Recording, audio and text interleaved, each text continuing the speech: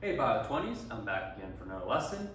Let's let chance decide what we learn about today. So we're going to say heads, we learn about fat breakdown and digestion. Or tails, we learn about fat breakdown and digestion. So let's take a look. And it's tails, so we're going to learn about fat breakdown and digestion. So, recap from last lesson, we have our digestive system, including the oral cavity, salivary glands, pharynx, esophagus, liver, stomach, pancreas, gallbladder, small intestine, large intestine, and these are the main structures that we discussed regarding carbohydrate breakdown. So food will enter the oral cavity, get hit with saliva from the salivary glands, down the esophagus, into the stomach, into the small intestine, and then into the large intestine. So what we're going to talk about today is the same idea, food traveling through the system, but now how fat is impacted. So when we talk about the word fat, right? Fats are compounds that are insoluble in water. If you've ever tried to, get an oil stain out of clothes or, mixed olive oil in water, we know that fats and water, oil and water, they don't mix very well. And essentially a fat in terms of food is a mixture of a glycerol and 3 fatty acids. So an example of this would be a triglyceride. Okay, now when we talk about fats, right, there's different types of them, but we're going to focus mostly on the triglycerides. These are fats that we eat. So anything that is solid at room temperature, we refer to as a fat. Anything that is liquid at room temperature, we refer to as a oil, kind of like olive oil, avocado oil, things like that. Phospholipids, you've probably heard about before, they make up cell membranes, and then waxes, they're essentially fatty acids that can coat things like fur and leaves and make them water resistant. Because once again, the water, the fat, they don't mix very well. Now in terms of food, right, here's some examples of food that have fat in them. So in terms of animal products, we can have fish, right, a lot of fish, oils, meat as well, animal meat, beef. In terms of plants, we can have things like almonds and avocados, coconuts. There's a lot of different sources of fat. Now, fat often gets a bad reputation or a bad name, I suppose, and it just comes down to people not understanding the importance of fat. And it's the same for carbohydrates, right? So carbohydrates, they're very, very good for you. They're very, very important to have, but if you eat too many of them, they can cause problems. It's the same thing with fat. But you do need to eat fat because fat is essential for your body. It does so many good things for us. It gives us long-term energy. So if we need energy later, right? We don't need the energy right now, but if we need it later, we have fat that we can use for long-term energy. It helps with our cell membranes, of course, protects our organs. We actually need it for some vitamins. So here's an interesting one. If you ever take a multivitamin in the morning, but you're not taking it with food, you're actually not absorbing the vitamins that you're taking, because things like vitamin A, D, E, and K, they need some type of fatty meal, like even just like a scoop of peanut butter, so that you can absorb those vitamins into your system. If not, they're just being flushed out your urinary system.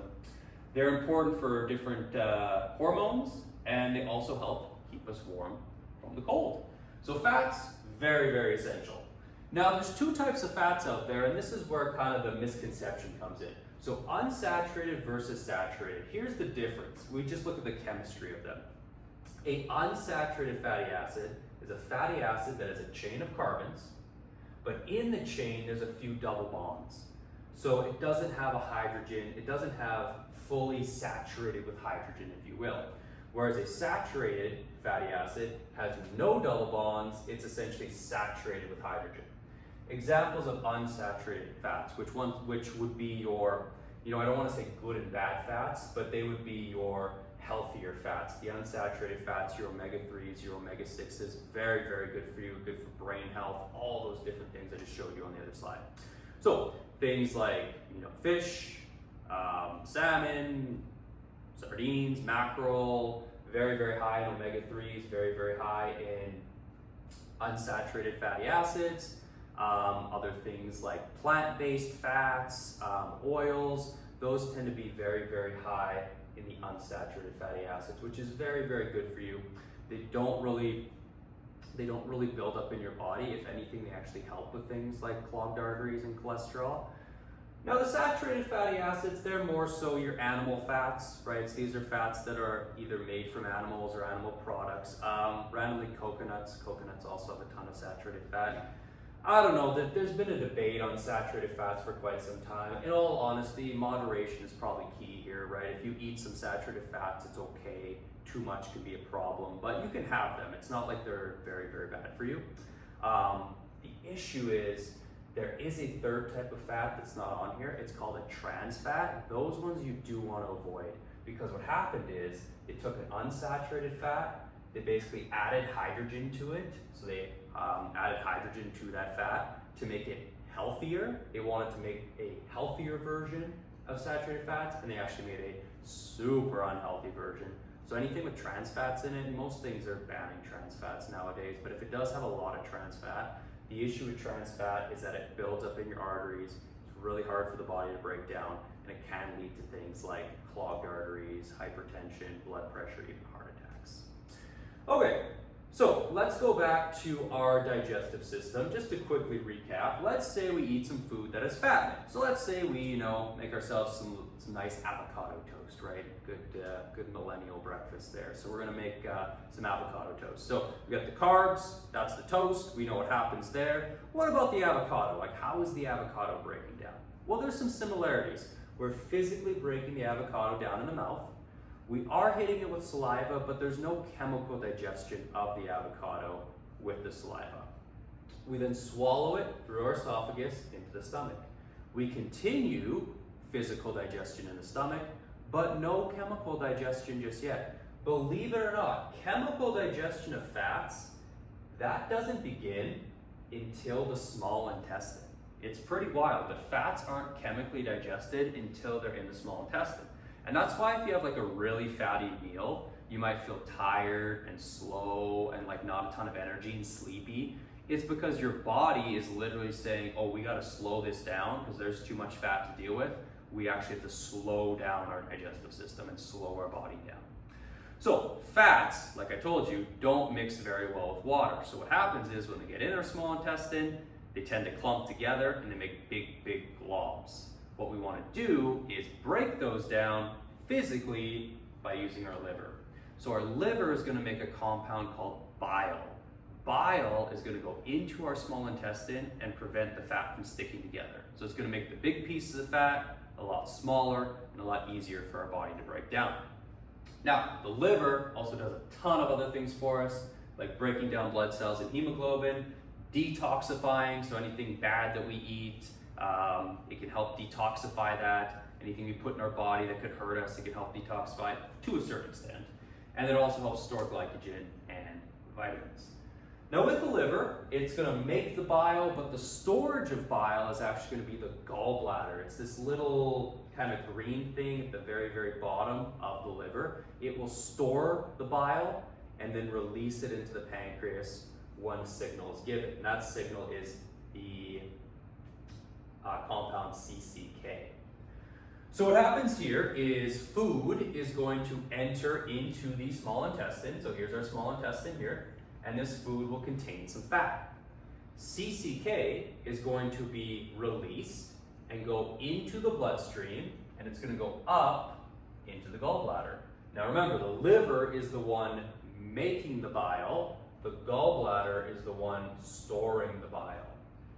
This will tell the gallbladder, release the bile into the small intestine and start breaking down that fat. Now we're not chemically breaking down the fat, we are physically making sure it stays in little tiny small pieces. Now there can be issues where people have gallstones or gall attacks, where people actually have their gallbladder removed. If that were to be the case, you still make bile, it just doesn't get stored anywhere, so it's a little bit of a slower process, and it has to go directly from the liver into your small intestine. If you did end up getting gallbladder surgery, they really do recommend that you lower your fat intake for the first little bit while your body kind of gets used to no longer having that gallbladder. Okay, now we do eventually have to get this fat chemically digested, right? And how we're gonna do that is the pancreas. You're gonna figure out here that the pancreas is essential for all three nutrient digestion. So what we're gonna do is we are going to take that fat that hopefully is in smaller pieces.